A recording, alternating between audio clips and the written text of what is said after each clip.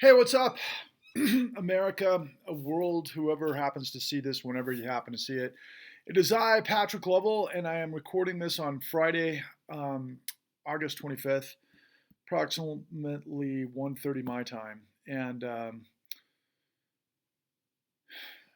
think that media is really the problem. I think media is the single most important, crucial aspect of all of the things that are kind of cascading around us. And the nature of media is something that has been a topic of these truth bombs off and on for a long time, and really is the background that I come from. I'm a producer. I've produced a long form investigative television series called The Con. You can find that for free at www.thecon.tv. It's the revelation of the largest criminal conspiracy and cover up in history that never ended. It's the answer to everything that media can't provide for you, won't provide for you, has any idea of, quite frankly. And was really the main reason why I had to go out and take it upon myself to go make this thing happen. And it's really all coming full circle, and there's got to be a way. There's got to be a way that somehow I find the magic words to unlock your mind, this dystopia, this strange membrane that's between me and the tens of millions of people that need to get this message.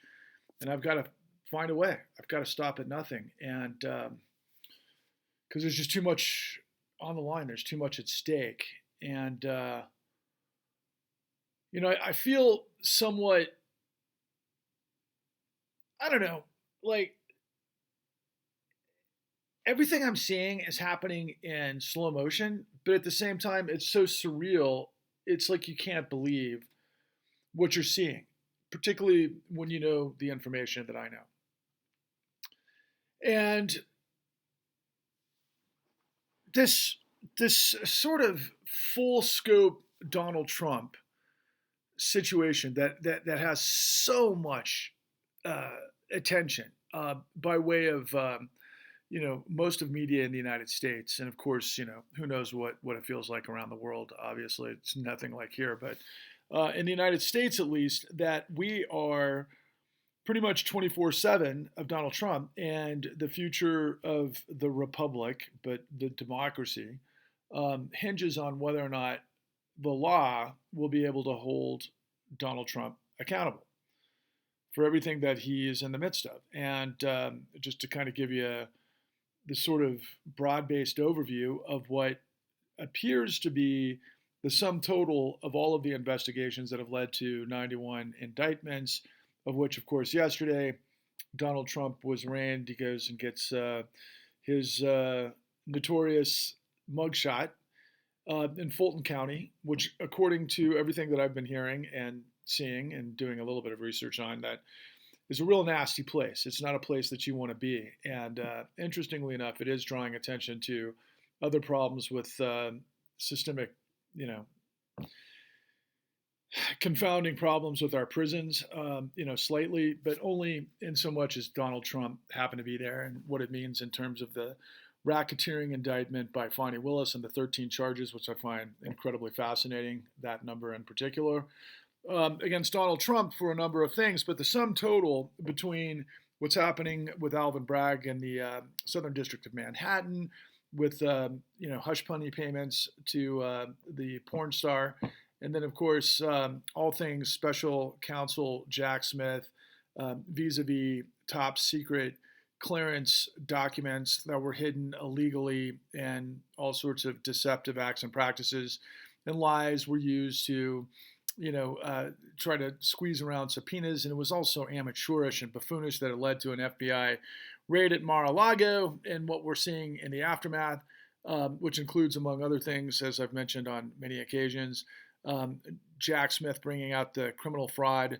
exception, which is attorneys are lying in court on behalf of their client, as well as potentially, and you're seeing this more of a national sort of dialogue, that Judge Eileen Cannon might be compromised, i.e. corrupt, which is kind of a big correlation to all of the information that I've been providing to you. But all of this in sum total to, well, and I'll finish this part of it too, documentation fraud as it relates to fake electors, elector certification fraud in the electoral college to steal the election that leads to the conspiracy, and everything that demonstrates vis-a-vis documentation fraud, particularly on um, certifying documents, especially in a presidential election, is illegal. Who would have thought, right? Which could lead to 20 years in prison. And so there's 19 defendants involved with these things that are associated with Trump, and obviously the biggest name of all and the most ironic is Rudolph Giuliani, because of his history back in the 70s being the main DA prosecutor in Manhattan that used RICO statutes to go after the 5 mob families of New York, down to a guy who, it's really funny to me that media, at least the media that I've been watching primarily on MSNBC, and trust me, I've been putting my toe in all of the others as well, but they can't decide whether or not it's Cheeseborough or Chesborough in terms of one of the defendants that were obviously one of the conspirators in the election scheme, to steal the election. But, the sum total is Donald Trump, from the January 6th investigation through everything that we're seeing now and all of the 4 sectors, not to mention what's coming next with the New York AG's office, which is going to be a revelation of approximately 200 different cases of Trump's business practices over the course of decades, which involves much of which we show you in our work that we call control fraud, which is exactly what it is. And it came from an era that my mentor, the guy that helped us, discover all of these things, was the former chief, well, I should say general counsel, which is the top attorney for an outfit, part of the regulatory body called the Office of Thrift Supervision, that put together a criminal theory and all of the different sorts of indictments based on what they called criminal referrals that were to the tune of about 30,000, that led to over 1,000 criminal convictions of the savings and loan crisis, which was tiny in comparison to what happened in the 2008 great financial crisis. But the way that the government had pursued that through Bill Black and his team's brilliant legal work to create the entire casework and everything that followed, was all predicated on what we call control fraud. And control fraud is all of these different methodologies that CEOs use to basically defraud whatever they're in the midst of, which could lead to racketeering, of course, but it's its own right, a specific way you can prosecute it. And Donald Trump is going to be in the crosshairs of that in the New York AG's office as well. But the sum total of everything is that Donald Trump defrauded the United States using racketeering. Absolutely. There's no question about it. It's as clear as the eye can see. But meanwhile, what we're seeing in mainstream media, and why I say media is the problem, is that, what we've done with media, just because of the sort of business model, is years ago we departed what was the gold standard in the United States, which was we kept separate our news functions, our journalism functions that had to operate a specific way based on the constitutionality, based on the sort of historical prerogative that journalism was the fourth estate. And the whole purpose of the fourth estate was to be able to hold power to account. Why do you have to hold power to account? Well, without holding the power to account with details that could, also involve, illegal practices and deceptive acts and practices and that sort of thing, then, it's possible for somebody like Donald Trump to get away with murdering the American dream. Let's put it that way. And the entire construction of everything the United States is based on separation of powers, based on the independence of the judiciary, the independence of the administrative branch and the executive branch. They're all supposed to work, in concert, but at the same time they have independence, and sort of the sum total of the rules and the regulations and the Constitution and the Bill of Rights and all of these things make this law, the law of the land, the scaffolding of how a country of, by, and for the people is supposed to function. But as I've been telling you, as I've said in over probably 338 plus videos that I've done here and cut down versions that we've seen on TikTok. I always say that corruption births and fuels fascism. That we are not of by and for the people, that we are of by and for the corruption. And media is literally the tool of the power to do this, i.e., and I will only give Donald Trump credit for one thing and one thing only. His declaration back in 2016 initially was, I think, the first time I heard it with reference to the New York Times from him, which I scoffed at first, and then it was pretty funny. Downstream, all things considered, if you think funny is like losing your democracy and the historical significance of everything that's going to pull us down if we don't get a hold of this. But the nature of, fake media. And so what I see over and over and over, and what I've seen for the last 13 years, and what was the reason why I had to make the con, was that media doesn't have a freaking clue of what's going on. Now, in the case of Donald Trump, they've got a much clearer, picture than they ever have before. Now, granted, look, we're like, 6 years into this whole situation? Not to mention, the impeachment initially and the 5,000 lies and all of the things that wound its way through all of the different sort of investigations, and then ultimately what happened after the insurrection. And then the last 2 years in the midst of this thing, suddenly media is starting to see the light as it relates to Donald Trump specifically. But that they don't understand what the bigger conundrum and, quite frankly, it's like Godzilla, behind the scenes in the shadows or in the fog. If you've ever seen a Godzilla film, some of the more recent ones have done a pretty good job making Godzilla appear the way he should, which is to create terror for anybody who gets in his way.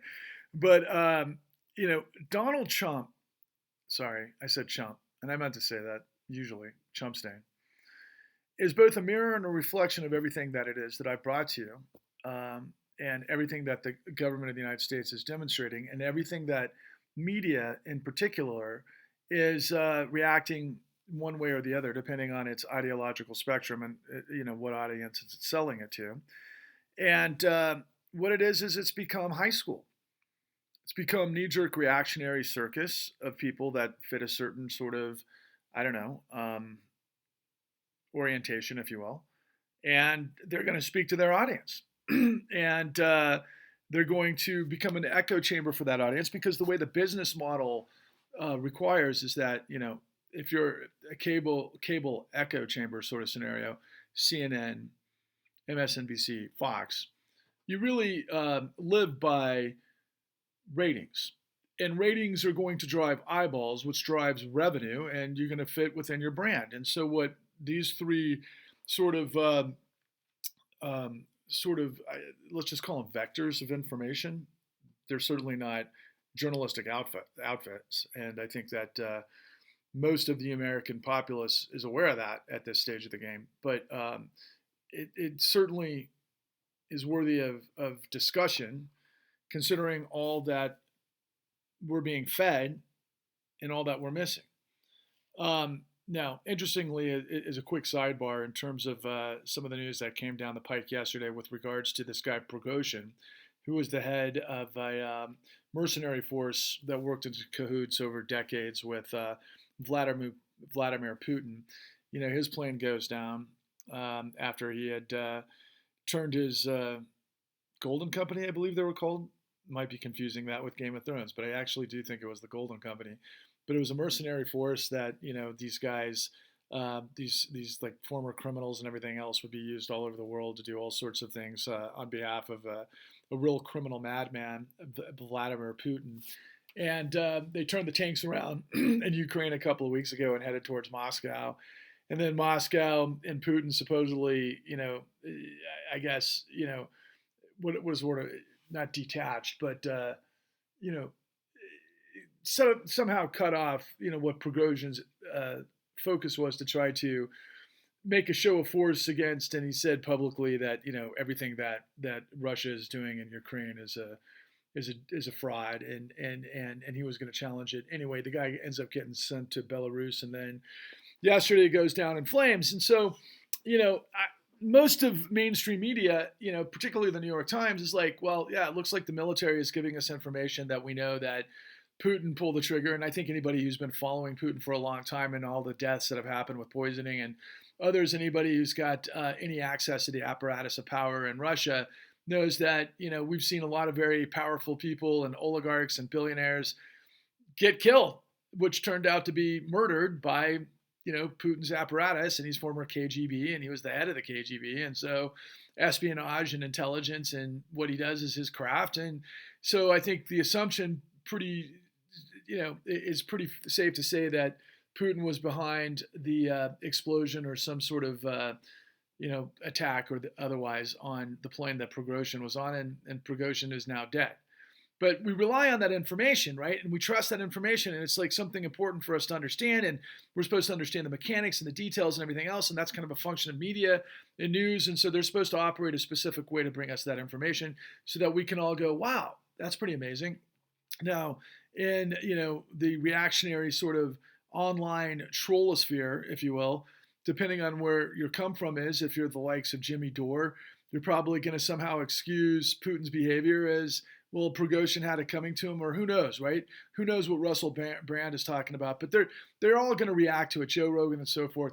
And those types of guys don't really have source material, unless, of course, they're doing interviews with people that happen to know a lot, which in some cases they do. But most of the time, what we see in social media and everything else is a sort of a reaction baked into whatever the brand is, baked into whatever they've built these sort of magnets for eyeballs, which is algorithms. And that can all be manipulated, but it's not real information. And so I think we could probably all accept that maybe Prigozhin went down and Putin did it and everything else. So it's not something that's going to be too controversial. But in the case of Donald Trump, obviously his mugshot, and because he's got millions of supporters, that no matter what happens, there are those within the MAGA arena who are going to demonstrate that it's Trump or nothing. And they can't be won over with the arguments that, well, he broke the law in every direction possible. He created treason with an insurrection, and he lied, and he, is trying to become an autocrat, and he's trying to, rise above the rule of law, even though we can see that he's involved with corruption in every direction, and now racketeering, which, of course, most corruption is accompanied by, because nobody's acting alone in these particular situations. And, and these people are going to have a hard time ever under any circumstances, except anyone telling them that Donald Trump is going to be held accountable. I mean, it's a race for Donald Trump and MAGA to work past everything that's going to have to happen at the speed of law, which is very slow, to try to outrun it all to win the election, because obviously it looks like he's going to be the Republican nominee. We saw a bunch of cowards on the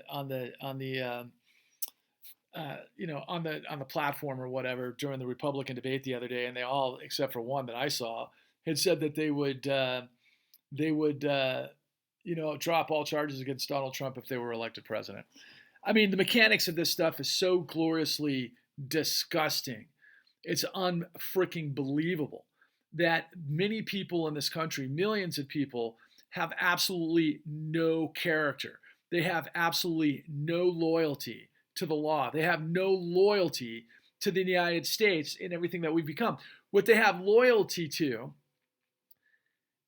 is a cult of hate. He's becoming like a cartoon villain that is what we cannot believe we're seeing, whether it's Kim Il-jung in North Korea or Putin in Russia and all of the antics that those guys get away with by murdering anybody in their pockets of power and controlling the populace. And we look at those guys, throughout history as like, are you kidding me? That's just the opposite of what the United States is. That's not who we are. That's not ever what we've been. That's never what we'll be, unless, of course, something's different. So what's new in the water, right? And so when you look at media and you look at all of these high school antics and you look at everything else that comes through social media, what you see is that it's a high school reactionary circus that is then sort of parlayed into sort of a popularity contest.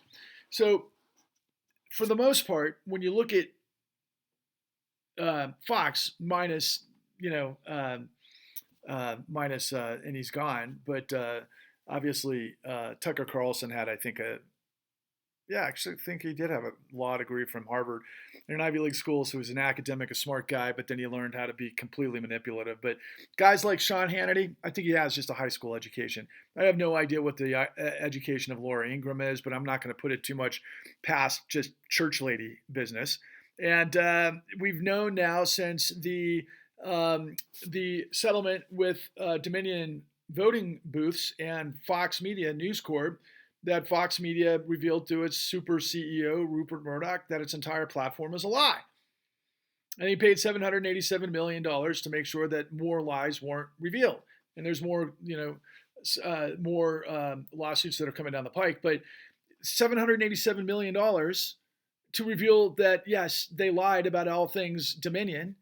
And so, yeah, it was worth to make the case go away to pay them their price. But ultimately, millions of people continue to watch Fox. And those tend to be uneducated people. They have to be uneducated people. Or they're just people who hate everybody else. They're just white people who hate everybody else. Okay, so it's that combination. But a lot of them, I don't know what percentage, but a lot of them have absolutely zero education.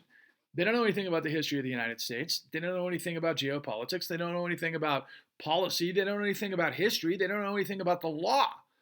They're just, hey, you know what? This guy's telling me that everybody else sucks, and that's what I've been taught my whole life, and so I'm with that guy. They're not Americans. I call them lobotomized zombies of the zombie apocalypse, but they're not American, okay? But meanwhile, think about it. It's high school. There's a vector, there's a group of people, maybe they go to church every week, they want to be seen together, they dress the same way, they got the same haircuts, they hang out together, you know the whole drill from high school. Yeah, that happened, right? And it still happens. Much different, more differently, and probably closer than anybody wants to deal with considering social media, but yeah, there's that, right? And so the opposite side of that is the smart kids that are open and much. I don't want to call them progressive at MSNBC because that's not even close to what MSNBC is. MSNBC is like, look, smart people with college degrees who understand the system where the adults can actually do the functions of government, know that the law has to exist and nobody's above the law, presumably. Except let's not look at the pharmaceutical company we work for. Let's not worry about the financial institution we work for. Let's not worry about the military-industrial complex we work for and the revolving door of everything else. Everybody's supposed to be held to account, but really the only person that's held to account in terms of power is Donald Trump. Why? Because he's a mid-level player, chump change at best, and everything is so obvious what he did, plus trying to steal the election that it's like, okay, maybe that you went a bridge too far. I mean, Donald Trump's broken laws for like decades. And so this is the first time he's facing any real potential accountability. And yeah, it's interesting and fun to watch. And I love to see all of the different elements that are involved. And his mugshot thing is just absolutely ridiculous that he's going to turn that into some sort of presidential slogan that people are buying coffee mugs and so on and so forth, which is going to be, generating revenue for Trump's reelection campaign. And more importantly, his legal, defense, because he's running out of money. Just like, by the way, Rudolph Giuliani is running out of money, and it's insane because Trump's not paying him, and I think Giuliani can flip on him and make things very difficult. So that's going to have some real consequences, unless, of course, Trump had an ace card up his sleeve. And I don't know how much more we need to be revealed that, Giuliani is a freaking alcoholic moron at this stage of the game. Decades removed from the guy that went after the 5 mob families using racketeering to do it. But going back to media being the main problem in context to why I have to break through to you to make you understand what exactly we're looking at in context to really existential scenarios that are 4 decades in the making that are all falling apart around us, and we're living in a failed state. We're living in a failed state, and it's all a facade. And media is just cherry picking popularity contests to keep people animated in this discussion, super hyper focused on all things Trump and banking, betting the world that, democracy lives or fails with whether or not Donald Trump will get reelected president in the midst of all of this insanity. Meanwhile, I continue to go back to, and I can't remember what the exact site is in the Constitution, but if you're under investigation for insurrection, I don't think you can actually run for office. But, they have yet to bring that full circle, and I'm sure they will at some point. But then again, the next question is just really the amount of time it's going to take for these cases to wind themselves through the courts in a way that, Donald Trump ends up in jail.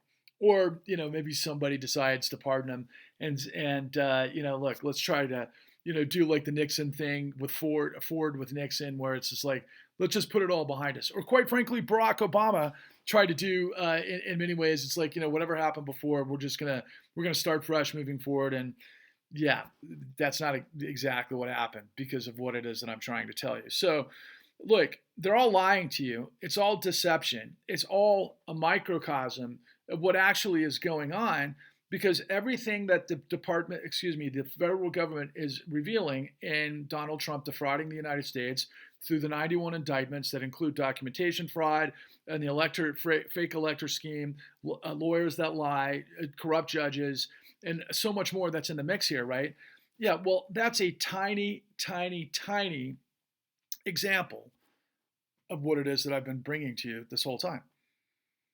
But here's the difference between me and all of mainstream media, besides the fact that I've got the full story that shows you the evidence of what's set up north of 50 million Americans and an incredible racketeering Ponzi scheme of a criminal sort of magnitude that the world has never seen before, that literally led to tens of millions of felonies that we lay out, A, B, C, D, E, in the largest racketeering scheme in the history of the world that incidentally never ended. And nobody understands, and nobody understood. But the bottom line that I'm telling you that the New York Times will never reveal to you, the Washington Post will never reveal to you, no paper around the world, because over the course of the last 20 years, they've all been bought out by asset managers or hedge funds or any number of sort of financial enterprises that want to control the fact that investigative journalism is dead. Again, which is why I had to make the con. But what ultimately I'm revealing to you, given the scope of the criminality that I've laid out, that the government is demonstrating exactly what Donald Trump has done, that they're going to take him down for, or the country's going to go down. In the case of what I've got, involves all of the CEOs of our financial system, also involves thousands of judges around the country, but more importantly, and above all else, includes the Federal Reserve. Because the Federal Reserve, as the central bank of the United States, is designed ultimately to be the lender of last resort. It also provides the money supply. It provides, the securitization of bonds on the open global market and all of those types of things that supposedly finance the United States. But the bottom line is the government of the United States doesn't have to rely on rich people buying its bonds from around the world.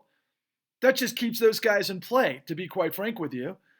The United States government is designed to where Congress can create any sort of budget for any program that it wants to do. And because we're a fiat currency, and even if we weren't a fiat currency, it can just develop the budget the way it decides to, based on writing the regulation or declaration of war or whatever we need to do. And like that, through fiscal policy, the government can fund anything that it needs to, and it doesn't rely on taxes. It doesn't rely on your taxes to fund everything that it spends money on. It doesn't. Now, that's a feedback loop in terms of what it does in terms of financing the government and so on and so forth, but that's not necessary.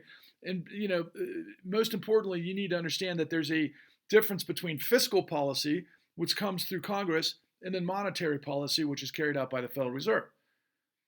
But the Federal Reserve, the central bank of the United States, is designed to be accountable to Congress, and it's supposed to be the lender of last resort in situations that could be, I don't know, some sort of circumstances involved with a global war, or, I don't know, a pandemic, or many other things that could take place that are absolutely, like, I don't know, let's call it acts of God sort of thing. to where the government is going to be able to be afloat, because it can be, because we can create as much money as we need to, and then it creates the economy and feedback loop, and the government's spend investment is a deficit is basically, what's the opposite of deficit? If you're thinking about it, it's what the economy itself benefits from, right? It creates the capacity in the actual economy for the real economy. But monetary policy is something slightly different.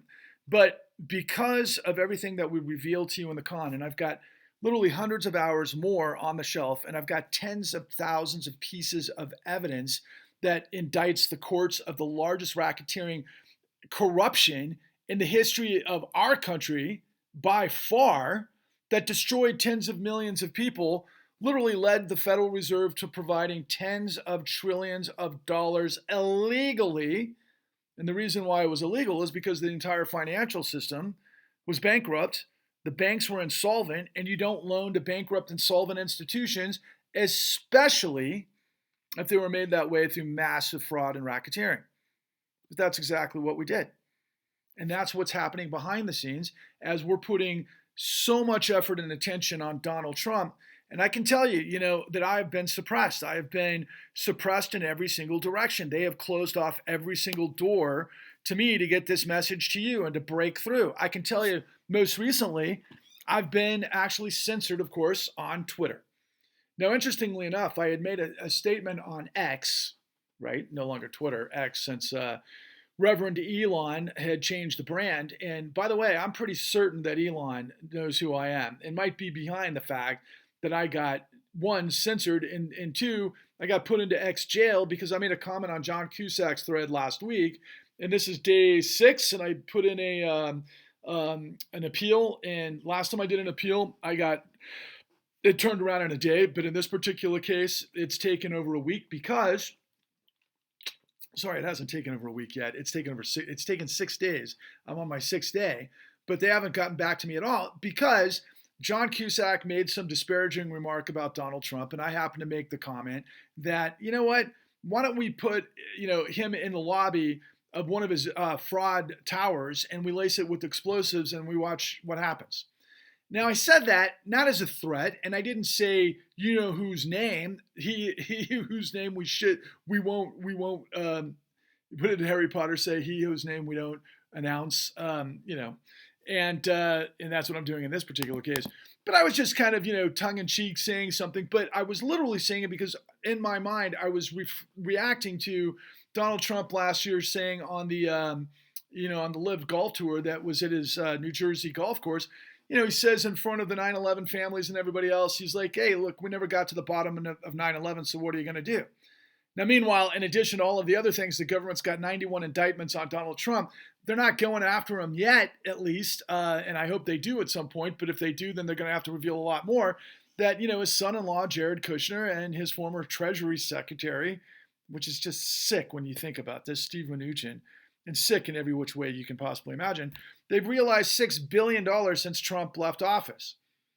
Now, let's think about it for a second. You remember, did Donald Trump take classified material down to Mar-a-Lago, and was he potentially selling secrets to the Saudis about what our tactics are against Iran under nuclear sort of scenarios? Yeah, maybe.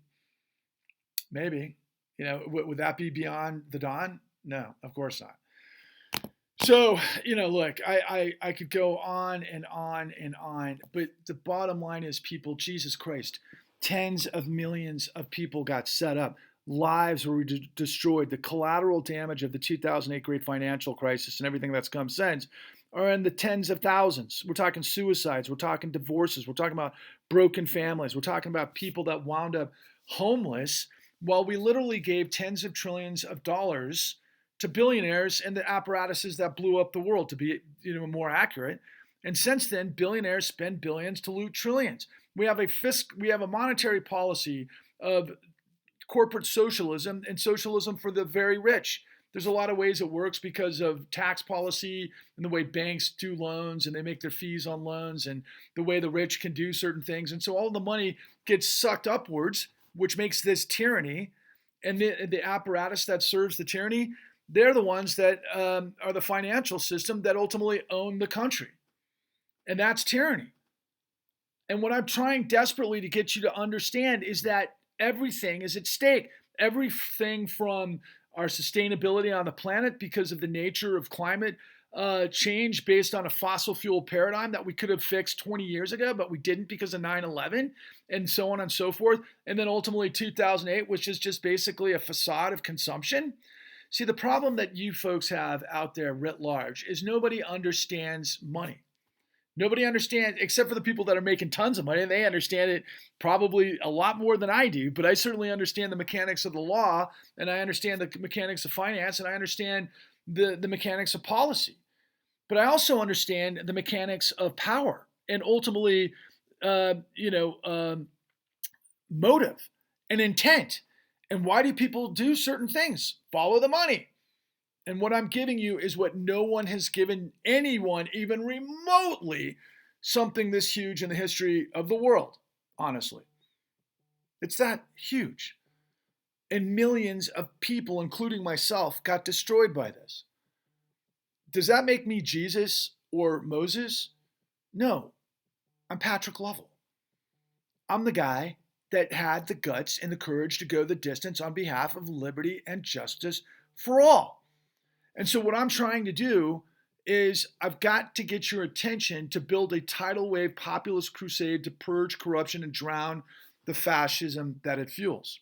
And the way we got to do that is we've got to take this information that I have, of which your journey starts at www.thecon.tv. That's a blueprint of everything that I'm revealing to you. And it's an incredibly compelling and entertaining and just mind-numbing journey into the heart of darkness. But if you understand the con, it's the blueprint for recontextualizing your mind to understand deception and how a tiny cabal of people, in this particular case, it's not the Jews, even though there's a lot of Jews that are in this apparatus, but thankfully there are blacks and women and a lot of white people, in fact, predominantly white people from all sorts of religious backgrounds. They're all just corrupt people, is what they are. And it is a cabal, and ultimately it is racketeering. And what they did was they destroyed everything because the American people have no idea how the system works, because media is a complete failure. And so what I am attempting to do is, please understand that as a producer, it takes money to really do what needs to be done to try to penetrate this incredible membrane that is separating tens of millions of people from understanding these truths. And the way to get it, I've got to create marketing campaigns. I've got to create algorithms. I've got to create ways to bust through all of the stuff that's going on, including, my personal relationship with Elon Musk. And I think I got on Elon Musk's radar because I had posted many times that, look, everybody worships Elon, and the guy, I used to worship Elon. The guy's worth like $260 billion, part and parcel to the stuff that I'm revealing to you. $260 billion. Now, granted, obviously Tesla and SpaceX and so many other things are great contributions to humanity, but in the end, most of what's hyping up the stock is a lot of what I revealed to you.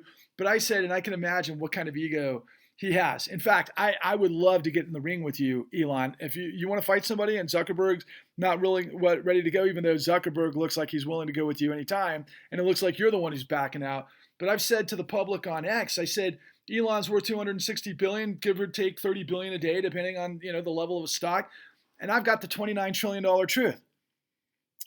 And I noticed I started getting censored in exactly the same way the Twitter files had revealed Jack Dorsey and company were doing to the likes of Trump. Now X is just a hate vector. And I said some other things that obviously I think caught the attention of Elon. But in the end, I made this comment that I was inferring somebody that obviously just got back on Twitter yesterday, right? Might that be the reason I was censored? Yeah, but the irony of all of this stuff is Patrick Lovell is the guy that went the distance. I was able to put together the budget and the ability to go out and get all of the right information, everybody else, and it cost us $4.5 million.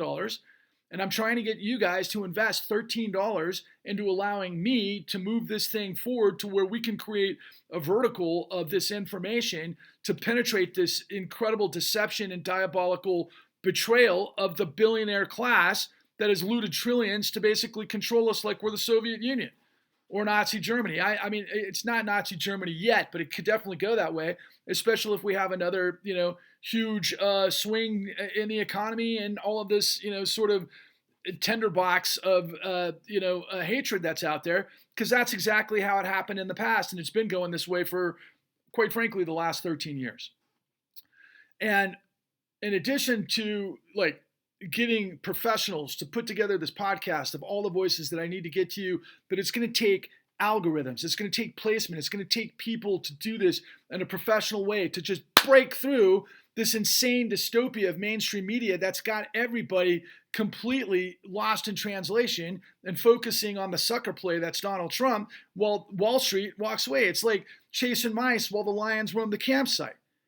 And so, in addition to that, in my final sort of statement, and this is what it's all about. I mean, I'm basically channeling my inner Bob Geldof. I'm trying to create kind of like this populist Lollapalooza national barnstorming crusade that's going to go to all the major cities, but wind up in Washington, D.C. before the presidential election next year to lay all this out in front of the American people under the gaze of Abraham Lincoln, who said, "A nation of by and for the people shall not perish from this earth." That's who I am.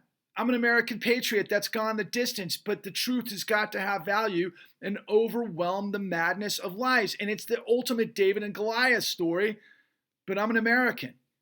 And I know millions of you out there are like me. I know millions of you aren't part of the Confederacy or fascists and hate and everything else. And I know you also know that there's corruption up the wazoo. And you've got to know that if you know anything about the Biden administration, is he a good guy in comparison to Trump? Yeah. Is he a challenge to the system? No, he's an expression of the system. He's safe for the system.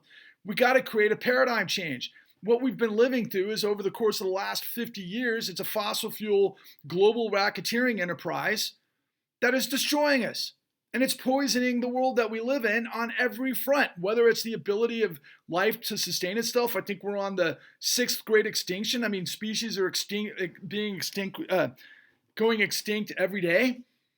And we're about to go extinct with our democracy if we don't get to a point where you, me, and everybody you see who isn't a Nazi, who champions dignity and decency, integrity and sustainability, and above all else, liberty and justice for all. If we merge in unity, we will defeat the tyranny of misery. And then this is all in purpose of creating what I call the Clean New Deal. If you understand American history from trust busting and Teddy Roosevelt and all the progressive movements all the way through the New Deal, that's our generation's version of this. But we can't fix any of the other problems until we fix the corruption. And the corruption is insane. It's our legal judiciary system and financial system that has pulled the wool over your eyes, and media has done it to us.